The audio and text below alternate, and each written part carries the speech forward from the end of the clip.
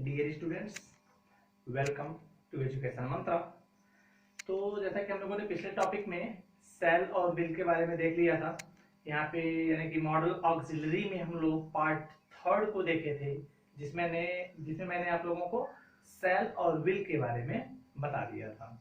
मैंने आपको क्लियरली दोनों के बारे में बताया, कुछ एक्सरसाइज भी दिया, आप लोगों ने शायद किया भी, और आई थिंक आपको चीज़ें बेहतर समझ में आई हैं और आप लोगों ने किया भी अच्छे से। तो चलिए आज आज हम लोग चलते हैं अपने मॉडल ऑक्सिलरी में। नेक्स्ट देखते हैं क्या है। तो यहाँ पे ये है मॉडल ऑक्सिलरी का पार्ट 4, जिसमें हम लोग जानने वाले हैं आज use of would and use of should. ये होता कहाँ से है देख लीजिए। ये विल एक्चुअली है क्या, तो ये है विल का पास्ट।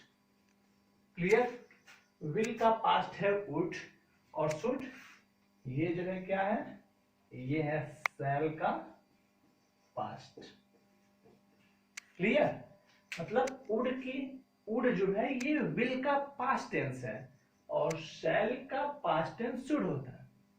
एक्चुअली इन दोनों पास्ट का यूज कैसे करना है, तो आइए हम लोग क्लियरली वन बाय वन करके, यानी पहले हम लोग देखेंगे वुड के बारे में और उसके बाद देखेंगे शुड के बारे में। तो सारी चीजें भी क्लियर होती जाएंगी, बस आप लोग केयरफुली देखते जाइए। बाकी सारी चीजों को मैं क्लियर करते चल रहा हूँ। तो आइए देखते हैं हम लोग विल और किसके बारे में, वुड के बारे में देखना है। तो वुड के बारे में और शुड के बारे में, तो यहाँ पे देख लीजिए यूज ऑफ वुड। ये वुड है क्या, तो ये जो है विल का पास्ट है। विल का पास्ट, देखिए विल के पास्ट का यूज हमको कब करना होता है, तो एक हम लोग अपना टॉपिक पढ़ते हैं नरेशन। नरेशन में क्या होता है, एक डायरेक्ट स्पीच होता है और एक इनडायरेक्ट स्पीच होता है, जिसमें रिपोर्टिंग वर्ब, रिपोर्टेड स्पीच होते हैं। उसका रूल ये कहता है कि अगर रिपोर्टिंग वर्ब में पास्ट टेंस का वर्ब आया हो तो रिपोर्टेड स्पीच में भी पास्ट टेंस का यूज करना पड़ता है, या फिर उसके वर्ब को हम लोग पास्ट टेंस में कर देते हैं। कैसे करते हैं आइए देख लेते हैं। एक सीधा साधा सा एग्जांपल है, रवि ने कहा, रवि ने कहा, और यहाँ पे हो गया मैं तुम्हारी सहायता करूंगा। ठीक है, रवि ने कहा मैं तुम्हारी सहायता करूंगा। यहाँ पे क्या है, ये आप लोग देख रहे हैं कि ये फ्यूचर टेंस है और ये किस टेंस में है, पास्ट में है। तो सबसे पहले हम लोग ये डायरेक्ट स्पीच में लिखा हुआ है, पहले हम लोग इसको डायरेक्ट करके देख लेते हैं। डायरेक्ट में हम लोग क्या कहेंगे, Ravi said, Ravi said I shall help you, I shall help you. यहाँ पे शैल की प्लेस पे अगर आप विल को भी रख देते हैं तब भी कोई मैटर नहीं बनेगा, क्योंकि आई शैल हेल्प यू कहने का मतलब ये थोड़ा सा डिटर्मिनेशन का भाव लिए हुए है। तो शैल या विल में से कोई भी अगर आप एक यूज कर लीजिए, फिर हम लोग आगे बढ़ते हैं। अब इसको इनडायरेक्ट कैसे करते हैं, इनडायरेक्ट करते समय ही हम लोग क्या करते हैं, इस शैल या विल के प्लेस पे वुड को यूज करते हैं। कैसे देख लीजिए, यहाँ पे हमारा स्टेटमेंट बनेगा रवि सेड, कॉमा को हटाते ही हो जाएगा दैट, ओके। और यहाँ पे सब्जेक्ट क्या दिया है, आई, फर्स्ट पर्सन। इसे फर्स्ट पर्सन को हम लोग चेंज करते हैं सब्जेक्ट के आधार पे, तो हम लोग यहाँ पे लिख देंगे ही, क्योंकि इसका सब्जेक्ट ही होना चाहिए। ठीक है, रवि सेड दैट ही, यहाँ पे लिख देंगे वुड, और यहाँ पे वर्ब है हेल्प, और यहाँ पे आया यू। यू देख के हम लोग यहाँ पर एक कोई भी थर्ड पर्सन या फिर कोई भी एक अदर यहाँ पे हम लोग ऑब्जेक्ट दे सकते हैं। तो इस तरह से हम लोग यूज करते हैं सेल और विल के प्लेस पे वुड का, क्योंकि हम लोगों को विल जो हम लोग यूज करते हैं, विल के प्लेस पे वुड, यानी विल का पास्ट टेंस वुड हम लोग यूज कब करेंगे, तो आपने कहा सीधे सीधे कि हम लोग विल के पास्ट टेंस के रूप में यूज करते हैं। तो विल के पास्ट टेंस के रूप में और कोई कंडीशन नहीं है, विल के पास्ट टेंस का कंडीशन यही है कि जब हम लोग डायरेक्ट से इनडायरेक्ट बनाते हैं तो ट्रांसलेशन करना आसान होता है। यानी कि अगर हिंदी में कहीं ऐसा लिखा हुआ है तो आप लोग इस लाइन को या फिर इस लाइन को लिख देते हैं तो उसमें कोई मिस्टेक नहीं माना जाएगा, क्योंकि यह ट्रांसफॉर्मेशन का एक पोर्शन है। ट्रांसफॉर्मेशन भी आप लोगों के टॉपिक पे है, मैं उसके बारे में बात करूंगा, लेकिन अभी भी उसके बारे में बात करना सही नहीं है। तो यहाँ पे आप लोग इसको देख सकते हैं। फिर यहाँ पे आपका दूसरा पॉइंट बनता है पोलाइट रिक्वेस्ट इन प्रेजेंट, यानी कि प्रेजेंट टेंस में, वर्तमान समय में अगर आपको कोई पोलाइट रिक्वेस्ट करना हो, विनम्र निवेदन करना हो, तभी आप वुड का यूज करेंगे। जैसे क्या कृपया आप मुझे 100 रुपए देंगे, क्या कृपया आप मुझे 100 रुपए देंगे। ठीक है, ये क्या है, यहाँ पे ये क्वेश्चन नहीं पूछ रहा है कि आप देंगे कि नहीं देंगे, सीधे सीधे ये मांगा जा रहा है। ठीक है, पोलाइट रिक्वेस्ट, निवेदन कर रहा है बंदा कि मतलब मुझे 100 रुपीज की नीड है, जरूरत है। कैसे करेंगे आप लोग देख लीजिए। सेंटेंस हमारा शुरू हुआ है कहाँ से, क्या से। क्या से सेंटेंस शुरू होने का मतलब हो गया आपका ये वाला इंट्रोगेटिव तरह का सेंटेंस। ठीक है, सबसे पहले आप एक हेल्पिंग वर्ब को सर्च करेंगे। देख लीजिए टेंस आपका कौन सा है, फ्यूचर है ना, फ्यूचर टेंस है। और ऐसे में क्या करते हैं हम लोग, फ्यूचर टेंस को देख के विल या शैल को यूज नहीं करेंगे, क्योंकि यहाँ पे पोलाइट रिक्वेस्ट है। अगर रिक्वेस्ट किया जाता तो ये जो होता है विल भी पोलाइट रिक्वेस्ट के लिए होता है, वुड भी पोलाइट रिक्वेस्ट के लिए होता है, बट जो हमारा वुड होता है इसका इफेक्ट कुछ ज्यादा ही होता है। ठीक है, ज्यादा पोलाइटनेस शो करने के लिए हम लोग वुड का यूज करते हैं। तो सबसे पहले हम यहाँ पे प्लेस करेंगे वुड को, वुड, फिर सब्जेक्ट लिखेंगे यू, यहाँ पे प्लीज को भी प्लेस कर लीजिए, और यू प्लीज, यहाँ पे लिखेंगे मेन वर्ब गिव मी, और यहाँ पे 100 रुपीज। ठीक है, इस तरह के सेंटेंस का हम लोग यूज करते हैं। इसी तरह से अगर पूछा जाए कि क्या आप मेरे साथ चलना पसंद करेंगे, तो लोग क्या कहेंगे, would you like to go with me, है ना। ये पोलाइटनेस ज्यादा शो करता है। एक्चुअली क्या है कि पोलाइटनेस शो करने के लिए हम लोग विल, शैल, शुड, वुड सबका यूज करते हैं, बट सबसे पोलाइट वर्ड वुड को माना जाता है। ठीक है, इस तरह से आप पोलाइटनेस भी रिक्वेस्ट कर लेंगे। तीसरी चीज रहती है आपकी हैबिचुअल एक्शन। हैबिचुअल एक्शन का मतलब होता है ऐसा कोई भी कार्य जो पास्ट में आपके आदत की तरह से रही हो, उसी को हैबिचुअल एक्शन कहते हैं। यानी इसको हिंदी में कहें तो कह सकते हैं भूतकाल की आदत। ठीक है, भूतकाल की आदत को दिखाने के लिए भी हम लोग वुड का यूज करते हैं। भूतकाल की आदत, जैसे आप लोग कहते हैं कि हम सब प्रतिदिन मंदिर जाया करते थे, प्रतिदिन जाया करते थे, जाते थे ये तो मान लीजिए काम है, बट जाया करते थे मतलब क्या, आदत में आ चुका था ये। हम लोग नदी में तैरा करते थे, बचपन में हम लोग नदी में तैरा करते थे, ये क्या है, ये भी तो आपकी आदत दिखा रही है। फिर कह सकते हैं कि हम लोग मैदान में जाकर पतंग उड़ाया करते थे। ठीक है, ये भी आदत दिखा रहा है। डाकू नदी के किनारे रहा करते थे, ये भी आपकी क्या है, पास्ट की हैबिट है। तो पास्ट की हैबिट को शो करने के लिए हैबिचुअल वर्ब, हैबिचुअल एक्शन के रूप में हम लोग यूज कर लेते हैं किसको, वुड को। कैसे यूज करते हैं देख लीजिए।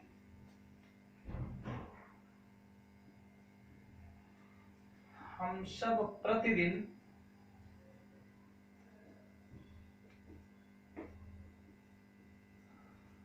टहलने जाया करते थे।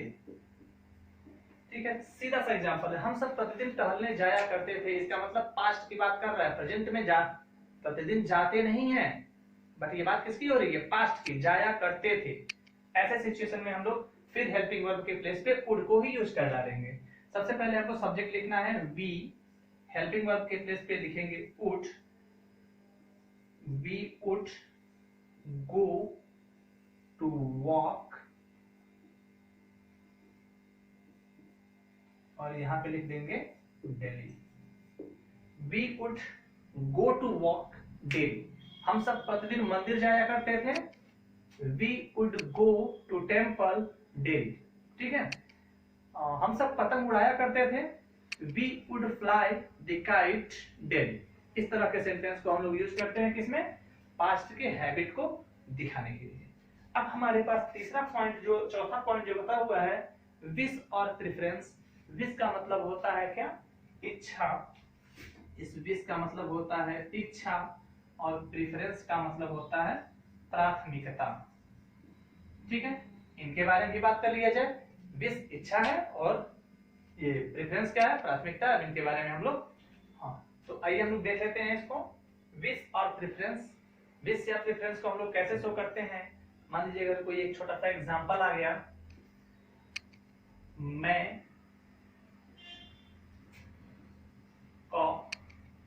कॉफी से ज्यादा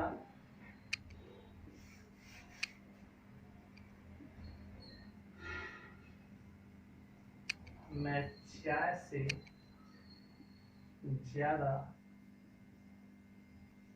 कॉफी पसंद करूंगा। मैं चाय से ज्यादा कॉफी पसंद करूंगा, या कि मुझे चाय से ज्यादा कॉफी पसंद है। ऐसे सिचुएशन में हम क्या करते हैं, फिर यहाँ पे क्या हो रहा है, यहाँ पे प्रेफरेंस प्राथमिकता की बात हो रही है। ठीक है, अगर बात प्राथमिकता की हो रही है तो फिर हम लोग हेल्पिंग वर्ब के प्लेस पे वुड को ही यूज करेंगे।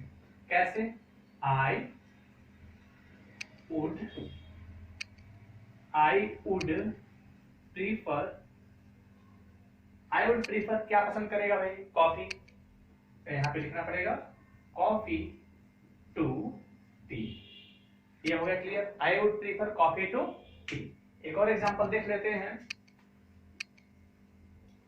वह मांगने से ज्यादा मरना पसंद करेगा। ठीक है, ये क्या है, ये है उसकी विश, इच्छा है। उसकी इच्छा ये है कि वह मांगना पसंद नहीं करेगा, मर जाना पसंद करेगा, बट मांगना पसंद नहीं करेगा। ऐसे कंडीशन में भी हम लोग क्या करते हैं, वुड का ही यूज करते हैं। आइए देख लेते हैं इसको कैसे ट्रांसलेट करेंगे। बिल्कुल इजी है। यहाँ पे हम लिखेंगे he would rather die than beg। Die मरना, बेग मांगना, यानी कि वह मांगने से ज्यादा मरना पसंद करेगा। मतलब क्या, मांगेगा नहीं, मर जाएगा बट मांगेगा नहीं। चलिए अगला स्टेटमेंट हमारा क्या है, इमेजिन्ड और सपोज्ड, यानी कि काल्पनिक। सीधे सीधे हम लोग कहें कि जब काल्पनिक वाक्य आते हैं, काल्पनिक वाक्य, ठीक है, इसका हिंदी हो गया काल्पनिक। जब काल्पनिक बातों के बारे में बात होती है तो हम लोग क्या करते हैं, वुड को यूज करते हैं। कैसे करते हैं, एग्जांपल देख लीजिए। यदि मैं राजा होता तो तुम्हारी सहायता करता। ठीक है, यदि मैं राजा होता तो तुम्हारी सहायता करता। यहाँ पे क्या है, राजा तो है नहीं, अगर यहाँ पे कह दिया काश मैं राजा होता, ठीक है, काश मैं राजा होता, तब भी हम लोग वुड को यूज करते, और यहाँ पर भी वुड का यूज करेंगे। कैसे करेंगे देखिए, इफ आई वर किंग, अगर मैं राजा होता, कॉमा, तो मैं तुम्हारी सहायता करता, means I would help you. ठीक है, if I were king I would help you, यदि मैं राजा होता तो तुम्हारी सहायता करता। ये इफ यहाँ पे लगा देना ही एक यहाँ पे और टॉपिक के बारे में आप क्लियर हो जाएंगे। क्लियर होंगे नहीं पर बाद में क्लियर करेंगे। इफ जो है कि कंडीशनल सेंटेंस में यूज किया जाता है, तो कंडीशनल सेंटेंस भी आपके ट्रांसलेशन का एक पार्ट है, पोर्शन है, उसके बारे में भी हम लोग बात करेंगे। क्योंकि कंडीशनल सेंटेंस जो होता है पूरा का पूरा एक टॉपिक है। ठीक है, एक पूरा वीडियो आप लोगों को मैं प्रोवाइड करूंगा उसके लिए। बट क्या है कि टॉपिक को हम चूंकि एक एक करके चल रहे हैं, एक एक स्टेप हम लोग को आगे बढ़ना है। क्योंकि एक चीज और आपको याद दिलाता है कि जो भी मैं आप लोगों को ये दे रहा हूँ, वीडियो जो प्रोवाइड कर रहा हूँ, ये किसी ये हाई स्कूल इंटर के लिए मैं नहीं कर सकता। मैंने पहले ही क्लियर किया था कि क्लास 6 स्टैंडर्ड से लेके मैंने शुरू किया हुआ है, और ये 12 स्टैंडर्ड तक के लोगों के लिए भी सही है। उसके बाद के लोग भी अगर ट्रांसलेशन सीखना चाहते हैं तो सीख सकते हैं, क्योंकि ट्रांसलेशन एक बहुत ही आम हिस्सा होता है स्पोकन का, जो कि बोलने में हेल्प करता है। तो चलिए हम लोग बात कर लेते हैं, देख लेते हैं और क्या बाकी लग गया। अब यहाँ पर केवल एक ही और चीज बाकी लग गई है, सपोज्ड। ये है सपोज्ड कंडीशन। तो चलिए हम लोग इसके बारे में बात कर लें। आप लोगों के लिए एग्जांपल, अगर उसके पास एक बाइक होगा तो वह अपनी बाइक देगा। देगा मतलब मुझे देगा, मुझे देगा। ठीक है, अब हम लोग इसको ट्रांसलेट करके देख लेते हैं। तो यहाँ पे देख रहे हैं हम लोग इफ भी आया हुआ है। तो इफ वाले में यानी कि कंडीशनल सेंटेंस में आपको बताएंगे कि इफ को यूज हम लोग यहाँ भी कर सकते हैं और इस कॉमा के प्लेस पे भी कर सकते हैं, दोनों कंडीशन सेम है। तो हम लोग यहाँ पे करके देख लेते हैं कैसे। तो हम यहाँ पे लिखते हैं he would give me his bike if he had one। ठीक है, he would give me his bike if he had one। he would give me his bike यानी कि वह मुझे अपनी बाइक देगा। if माने अगर, he had one उसके पास एक है, यानी कि अगर उसके पास एक बाइक है तो वह मुझे देगा। यानी कुल मिला के हिंदी के जो सेंटेंस होते हैं आगे पीछे हो जाते हैं, तो हम लोग क्या करते हैं इंग्लिश में कॉमा या फिर इफ को यहाँ पे कर सकते हैं। इफ को अगर शुरू में करेंगे तो हमको यहाँ पे एक कॉमा लगाना पड़ेगा। तो इस तरह से हम लोगों ने देख लिया पार्ट ये वुड के बारे में। वुड के बारे में 5 बातें हैं। पहली बात ये है कि यह पास्ट टेंस है किसका, विल। विल का पास्ट टेंस वुड है। दूसरा, पोलाइट रिक्वेस्ट प्रेजेंट टेंस में करने के लिए वुड का यूज करेंगे। तीसरा है हैबिचुअल एक्शन, अब पास्ट टेंस की हैबिचुअल हैबिट्स को दिखाने के लिए हम शो करेंगे। और चौथी बात है कि इच्छा या फिर प्राथमिकता को दिखाने के लिए भी हम लोग वुड का यूज करते हैं। और इमेजिन्ड और सपोज्ड, इमेजिन्ड का मतलब कल्पना कर लेना, सपोज्ड का मतलब होता है मान लेना। इन दोनों चीजों को भी दिखाने के लिए हम लोग इस वुड का यूज करते हैं। तो इस तरह से ये अभी वुड का यूज हुआ। अब एक और टॉपिक इसमें बता देंगे, तब जाकर यह पूरी वीडियो क्लियर होगी। अब एक अगला टॉपिक है हम लोगों का should, use of should. Use of should यानी कि यहाँ पे सीधे सीधे पहले पॉइंट को आप देख लीजिए क्या लिखा है, पास्ट टेंस ऑफ शैल। यानी कि ये जो शैल है क्या, ये जो शुड है वो क्या है, पास्ट टेंस। शैल का पास्ट टेंस है शुड। दूसरा चीज है एडवाइस और सजेशन के लिए भी हम लोग शुड का यूज करते हैं। ड्यूटी शो करने के लिए शुड का यूज, प्रोबेबिलिटी शो करने के लिए भी शुड का यूज। इसमें से ये जो 3 ऐसे टॉपिक हैं, इन टॉपिक के बारे में हम लोगों ने पिछले वीडियो में बात किया था। जैसे मैंने आपको कहा था कि शुड, मस्ट और ऑट टू को कैसे यूज करना होता है। तो इन तीनों टॉपिक के बारे में हम लोग पहले ही डिस्कशन कर लिया है। एक एक एग्जांपल यहाँ भी आपको शो कर देंगे। तो पास्ट टेंस ऑफ शैल, इसको यूज कैसे करते हैं, तो जैसे अभी थोड़ी देर पहले मैंने बताया कि नरेशन में विल को पास्ट करना पड़ता है, ठीक उसी तरह से नरेशन में शैल को भी शुड में चेंज करना पड़ता है। कैसे चेंज करना पड़ता है, आइए देख लेते हैं एग्जांपल को। जैसे मान लीजिए एक सेंटेंस नरेशन के थ्रू समझ लीजिए सीधे सीधे, he said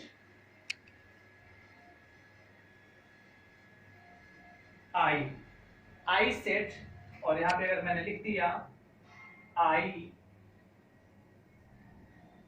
shall call you, I shall call you। अब इसको अगर हमको इनडायरेक्ट में ले जाना हो तो क्या करेंगे, हमको लिखना होगा I said that। अब इस I को क्या करेंगे, I के बेस पे हम इसको चेंज नहीं करेंगे क्योंकि ये फर्स्ट पर्सन है। यहाँ पे लिखेंगे I और इस shall को क्या करेंगे, पास्ट टेंस में चेंज करेंगे। तो इसका ये टेंस बदल जाएगा, I should हो जाएगा और यहाँ पे होगा call। और you जो है सेकंड पर्सन है, यहाँ पे कोई ऑब्जेक्ट नहीं है तो कोई एक थर्ड पर्सन का ऑब्जेक्ट मान लिया जाएगा और हम यहाँ पे लिख लेंगे him। यानी I said that I should call him। अब आप चाहे तो इसको हिंदी लिख सकते हैं एकदम इजी। यहाँ से अगर मैं इसको हटा दूं तो मुझे कहना होगा मैंने कहा मैं तुम्हें बुलाऊंगा।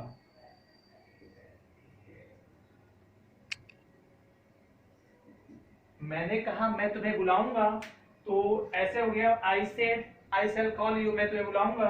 यहाँ पे हो गया I said that I should call you, मैंने कहा कि मैं तुम्हें बुलाऊंगा। तो इस हिंदी के लिए दोनों इंग्लिश की लाइनें करेक्ट हैं, कोई डाउट नहीं है, आप लोग इसको समझ गए होंगे। एडवाइस और सजेशन, ड्यूटी, प्रोबेबिलिटीज के बारे में बात कर चुके हैं, फिर भी एक बार देख लेते हैं। मान लीजिए अगर एग्जांपल है, हमें गरीबों की सहायता करनी चाहिए। देख लीजिए यहाँ पे क्या आया, चाहिए। इसके बारे में हम लोगों ने पहले डिस्कस किया था ना, ये एक अफर्मेटिव का सेंटेंस है। एडवाइस सजेशन शो करने के लिए शुड का यूज किया जाता है। अफर्मेटिव के रूल से बनाएंगे हम लोग, ठीक है। यहाँ पे हम लिखेंगे वी शुड, यहाँ पे हो जाएगा हेल्प, यहाँ पे हो जाएगा दी हुआ। एकदम इजी। मोरल ड्यूटी अगर आपको दिखानी है इसीलिए आप कर सकते हो मोरल ड्यूटी, ड्यूटी और मोरल ड्यूटी। जैसे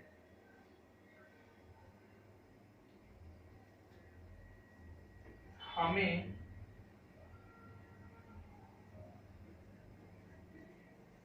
अपने बड़ों का सम्मान करना चाहिए। ये क्या है, हम लोगों की ड्यूटी है ना, हम सबकी ड्यूटी है। हमें अपने बड़ों का सम्मान करना चाहिए, देश की रक्षा करनी चाहिए, देश के बारे में सोचना चाहिए, ठीक है, देश की लोगों के भलाई के बारे में सोचना चाहिए। ये सब हमारी ड्यूटी होती है। और अगर ड्यूटी होती है तो फिर हम लोग शुड को यूज करेंगे। आई थिंक ये आप लोग कर सकते हैं, इसमें कोई डाउट नहीं है।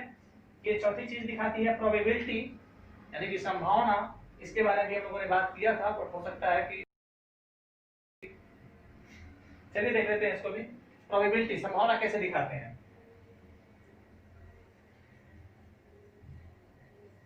शाम से पहले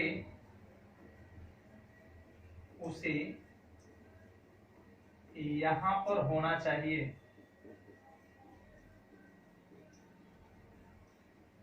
यानी अगर मान लीजिए कोई आपसे आपके फ्रेंड के बारे में पूछ रहा है कि वह कहां पे होगा इस समय, आप क्या कहोगे, वह इस समय कहां पे होगा, इसके लिए आप क्या कहोगे, यही कहोगे ना, चाहे जहां भी हो, बट शाम को 7 बजे से पहले होगा, उसे यहां होना चाहिए, यहीं पर होगा।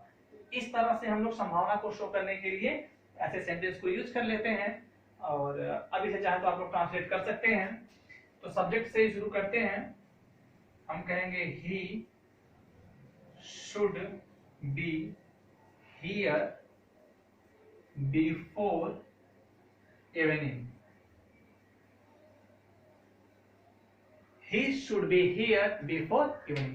इस तरह से आप इसको इजी वे में समझ सकते हैं। तो इस तरह से आप लोगों का ये जो टॉपिक है अभी हम लोगों ने देख लिया शुड के बारे में, इसके पहले हमने बात किया था वुड के बारे में, इसके पहले भी हम लोग शैल और विल के बारे में देख चुके हैं। यानी कुल मिला के चारों टॉपिक शैल, शुड, विल और वुड को हम लोगों ने देख लिया है। तो अब हम लोगों को करना यह है कि इसी के बेस पे कुछ प्रैक्टिस करना है। अभी भी हम लोगों का मॉडल ऑक्सिलरी खत्म नहीं हुआ है अभी भी। तो यहाँ पे आई थिंक सारी चीजें आपको क्लियर हो गई हैं। अब हम लोग नेक्स्ट वीडियो में यानी कि पार्ट 4 भी आएगा, मॉडल ऑक्सिलरी का पार्ट 4 भी आएगा, जिसमें जो और भी ऑक्सिलरी वर्ब बचे हुए हैं उनके बारे में हम लोग डिस्कस करेंगे। और बाकी अभी आज इस वीडियो में जो आप लोगों ने देखा उसके लिए मैं आप लोगों को कुछ एक्सरसाइज प्रोवाइड कर दूंगा, जिन्हें आप लोग आराम से बैठ के थोड़ा सॉल्व कर सकते हैं। आप लोग चाहें तो कुछ अपने मन से कुछ नए सेंटेंसेस को प्रोड्यूस करिए, निकालिए और फिर उनको भी ट्रांसलेट करिए। इसमें कहीं से कोई प्रॉब्लम नहीं आएगी। तो बस आज के लिए इतना है।